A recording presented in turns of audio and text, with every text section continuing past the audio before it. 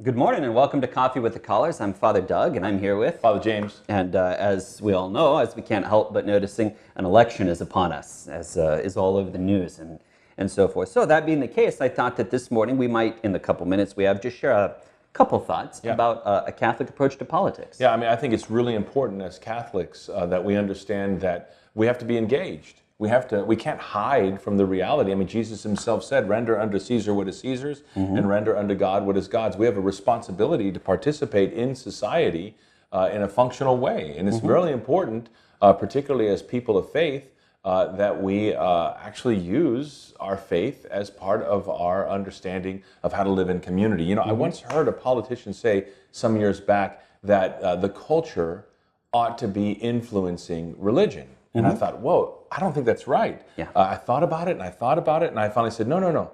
Religion is supposed to be influencing the culture. And so this is why as Catholics we should be engaged because our politics needs to have our faith lives as part of it.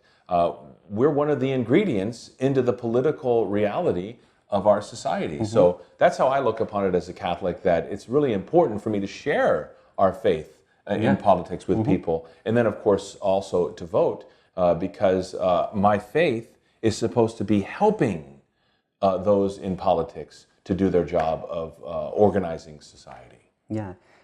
Jesus says in the Sermon on the Mount, you are the salt of the earth, you are the light of the world. He meant for Christians who had received his teaching to take that teaching and through them it was supposed to transform the world. And politics is not the only way, but it's one of the ways that we're not supposed to cringe back from that. We're supposed to try to bring the light of the gospel into that. And so I think one of the first things to get into our minds when we're thinking about something like voting or political activity is this is a serious thing, and this is a thing with moral consequences. Yeah. I shouldn't look at my ballot and say, well, what is just going to kind of personally benefit me the most, and I'm going to pull the lever for that. It should be a serious, responsible deliberation about what's really for the common good. What's best for what's best for the whole society, and that kind of mature moral deliberation should inform a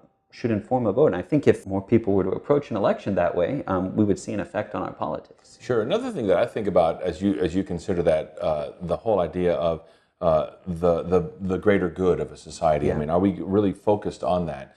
Is the body of Christ. We as Catholics hold to be true that each person is a member of the body of Christ, and it is our responsibility to take care of that body, whether they're on the right or they're on the left, whether they believe this or believe that, or vote this way or vote that way. So one of the things that I often talk to people, if someone were to say, Father, I've got to go vote, but I'm all over the map, I'm kind of confused here, I don't know what to do, I would always tell them, well, go to the chapel.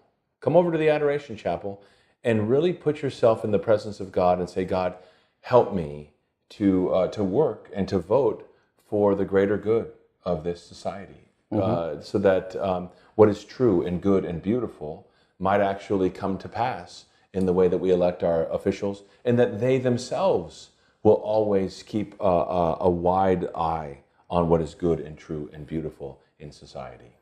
Yeah, I think that the choice of a vote is definitely a choice that you want to make suffused with prayer. Prayer for ourselves and prayer for all of our fellow citizens who all together have these important choices to make in the election coming up.